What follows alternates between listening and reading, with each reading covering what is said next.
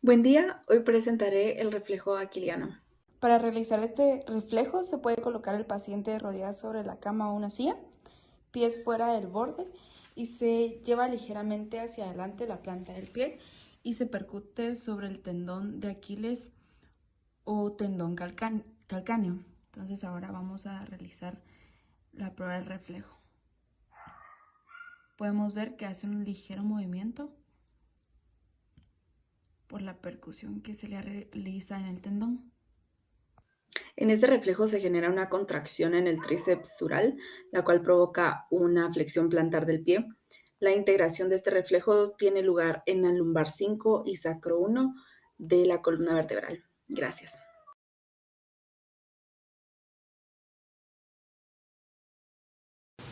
Para continuar con los reflejos asignados, daré una breve explicación sobre el reflejo rotuliano y procederé a demostrarlo.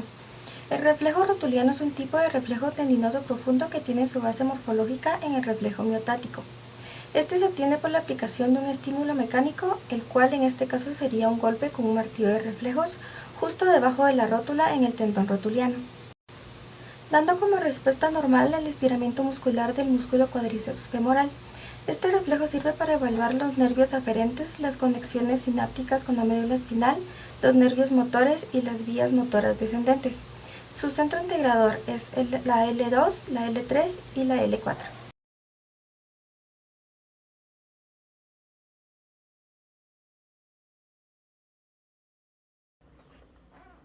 Hola, buen día. A continuación daré una explicación relacionada con el reflejo bicipital y haré una demostración al respecto. Para eso necesitamos que el paciente esté relajado. El reflejo bicipital se investiga sobre la cara interna del codo a nivel del tendón del bíceps en su inserción distal del antebrazo o flexura del codo. Vamos a percutir sobre el dedo pulgar colocado encima de la inserción. Y vamos a golpear para localizar el reflejo.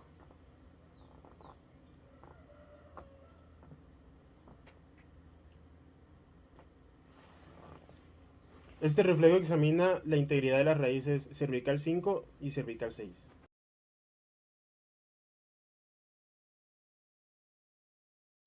Como muy bien sabemos, este es un reflejo osteotendinoso, es decir, un reflejo medular, que consiste en la percusión del tríceps, lo cual provoca que el antebrazo se extienda de forma rápida e involuntaria. Esto sucede porque al aplicar una fuerza sobre el tendón del tríceps, este se alarga de forma involuntaria. También tenemos que para realizar esta prueba debemos sostener el antebrazo del paciente con el brazo en una posición que queda medio camino entre una flexión y una extensión. Una vez que logramos tener esta postura deseada, localizamos el tendón del tríceps y percutimos en su inserción. Este puede ser con un martillo de reflejos o con nuestros dedos. Y como repito, vamos a encontrar como respuesta el movimiento involuntario del antebrazo. Con este reflejo podemos evaluar las raíces nerviosas de C6, C7 y C8. Para realizar la evaluación de este reflejo, primero hay que colocar el brazo del paciente de esta manera, buscando una posición entre semiflexión y flexión. Luego de ello vamos a sostener en una de nuestras manos y vamos a percutir sobre la inserción del tendón del tríceps. Esto puede ser con un martillo de reflejos o con nuestros dedos también podemos percutir. Al realizar esto, se va a obtener como respuesta el movimiento rápido e involuntario del antebrazo, es decir, el antebrazo va a realizar este movimiento de extensión.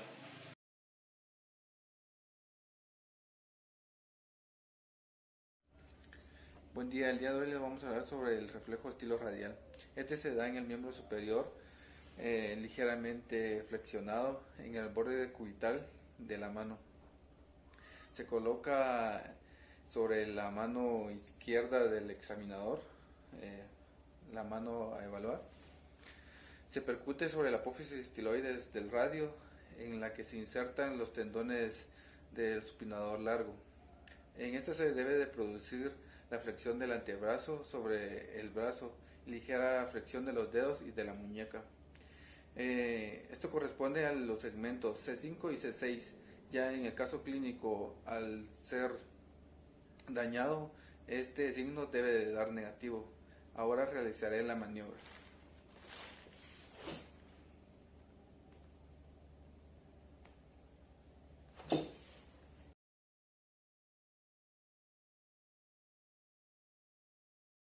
El reflejo plantar o reflejo Babinski es una respuesta motora mediada por la médula espinal, ya que se estimula de manera táctil. Este reflejo se ve más que todo en los bebés hasta que tienen 2 años de edad aproximadamente, y es una anormalidad en los adultos debido a que esto puede presentar algún daño en la vía piramidal de la médula espinal. Este proceso se obtiene pasando un objeto puntiagudo o el mango o llave de algún martillo por la parte externa de la planta del pie. Entonces sería de atrás hacia adelante en dirección a la cabeza de los metatarsianos, acabando en una curva hacia la cara plantar del primer dedo.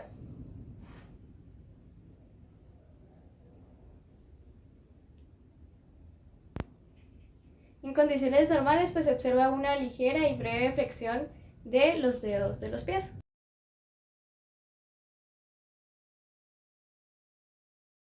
En este video voy a dar una breve demostración sobre lo que es el reflejo masseterino y sobre cómo examinarlo, pero antes voy a dar una breve definición sobre lo que es. El reflejo masseterino, como se sabe, es también conocido como reflejo mandibular. Es un tipo de reflejo osteotendinoso que consiste en la contracción del músculo massetero y de la musculatura masticatoria al percutir con el martillo de reflejos. Este reflejo se encuentra mediado por el nervio trigémino y este reflejo se puede explorar de la siguiente manera.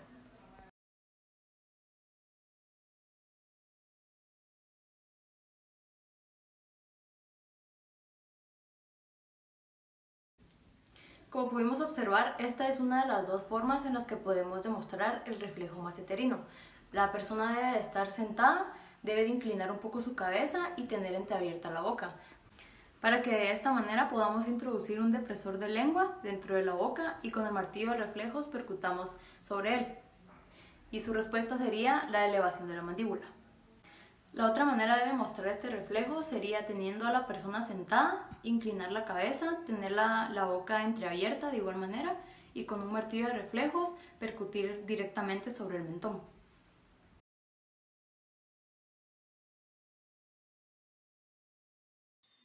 Reflejo corneal. Este reflejo se produce ante cualquier estímulo que actúa sobre la córnea y provoca el cierre palpebral. Es un reflejo de defensa cuya vía aferente corresponde a la rama oftálmica del trigémino y la eferente al facial. En este reflejo vamos a explorar rozando suavemente la córnea con un pequeño trozo de algodón. Se produce como respuesta a la contracción del orbicular de los párpados con el cierre palpebral.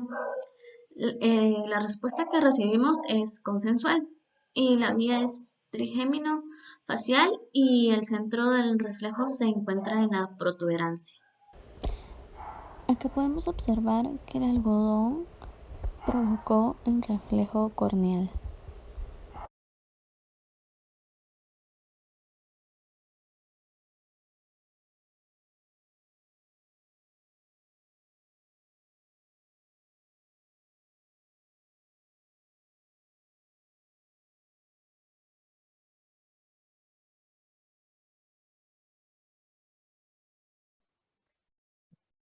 Buenas noches, ahora les voy a explicar la estructura de la médula espinal y su relación con los reflejos. Bueno, como sabemos, la médula espinal está compuesta por una sustancia blanca y una sustancia gris. Aquí ya las tengo identificadas. Podemos ver que este es un corte transversal de la médula espinal para poder apreciar así las diferentes partes y cómo esto va a tener que ver con los reflejos, ¿verdad? Bueno, pues sabemos que el primer paso es que haya un estímulo. Por ejemplo, podríamos decir que sea tocar una hornilla caliente que va a ser percibida por un receptor, nuestra mano, que es el segundo paso, quien es el encargado de percibir el estímulo, ¿verdad? El receptor va a enviar a través de la entrada hacia nuestra médula espinal, que esa entrada va a ser la vía nerviosa posterior, o mejor conocida como aferente o sensitiva, hacia las alas posteriores de la materia o sustancia gris. Luego, las interneuronas, que sería el cuarto paso, van a ser las encargadas de seguir, pues, llevando esta señal a través de su sinapsis y de acciones de potencial hacia la vía nerviosa anterior. Las vías nerviosas anteriores se encuentran en las alas anteriores de la sustancia gris. Entonces ya pasaríamos al quinto paso, que es que la vía nerviosa anterior o eferente o motora, que también se le conoce con estos nombres, pues lleve la señal hacia el órgano efector, ¿verdad? Este órgano pues va a ser el encargado de generar la respuesta o el reflejo, pues que sea necesario por el estímulo enviado, ¿verdad? Entonces, aquí tendríamos los diferentes pasos, las diferentes partes de la médula espinal y su relación con los reflejos.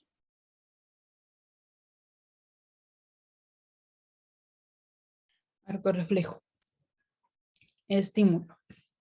En él se transforman los estímulos que se pueden contrarrestar en procesos físicos o conductuales, ya sean internos o externos. Receptor sensorial. Un receptor sensorial percibe y transforma la energía decodificando la información y volviéndola un impulso. La neurona aferente o sensitiva. Estas permiten la comunicación interna del sistema nervioso central, llevando información necesaria por parte del estímulo sensitivo. Centro o nivel de integración. Aquí es la estructura encargada de transmitir el mensaje nervioso a un órgano efector. Neurona eferente o motora. Estas se encargan de transmitir el mensaje nervioso a un órgano efector. Efecto. Es provocado por los efectores estructurales encargadas de realizar acciones o reflejos a diferentes estímulos o acciones. Y por último, podemos encontrar la respuesta. Las neuronas sensoriales, después de ser excitadas, llevan información como un estímulo de forma automática e involuntaria que no pueden ser controladas por la conciencia por ser espontáneas, en la que las neuronas sensoriales poseen un papel importante.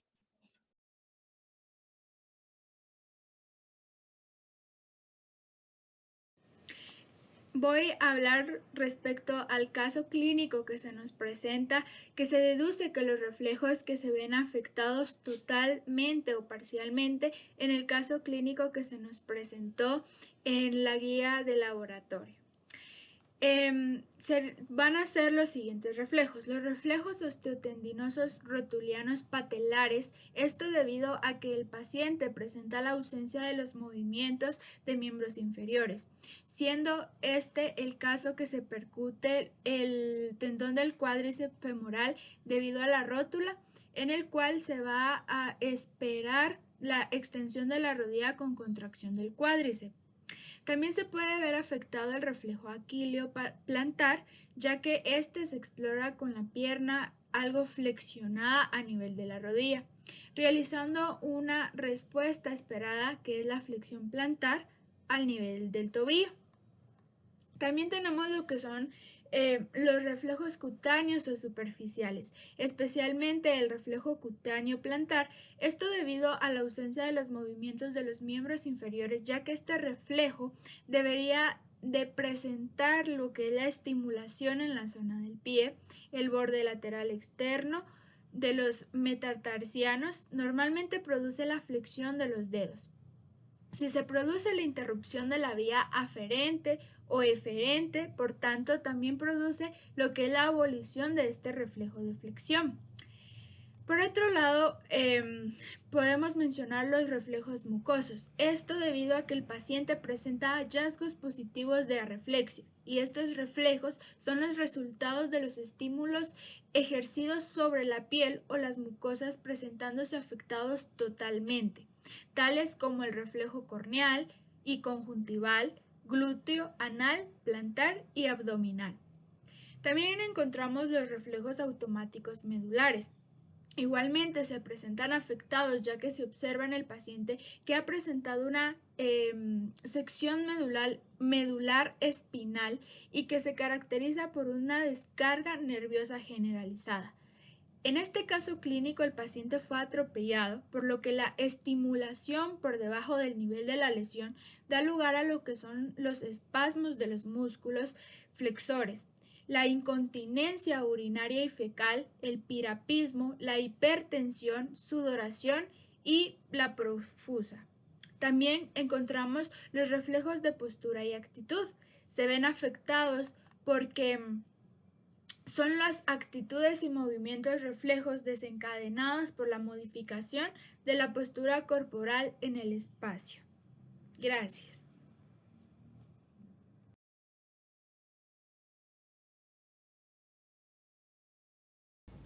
La superficie de la piel se divide en áreas específicas denominadas dermatomas que hacen referencia a la inervación segmentaria de la piel en las diferentes regiones del cuerpo humano. Es un área de piel cuyos nervios sensitivos provienen todos de una única raíz nerviosa espinal. Los nervios sensitivos llevan información acerca del tacto, el dolor, la temperatura y la vibración de la piel hasta la médula espinal. Las raíces nerviosas espinales se disponen en 31 pares. Existen 8 pares de raíces nerviosas sensoriales en las 7 vértebras cervicales. Cada una de las 12 vértebras torácicas, las 5 lumbares y las 5 sacras poseen un par de raíces nerviosas espinales.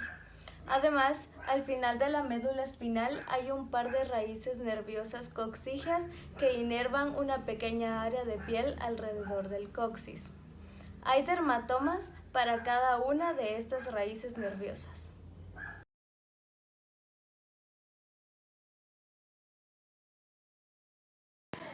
La pregunta 12 nos pide explicar ciertos reflejos y fenómenos y relacionarlo con el caso clínico.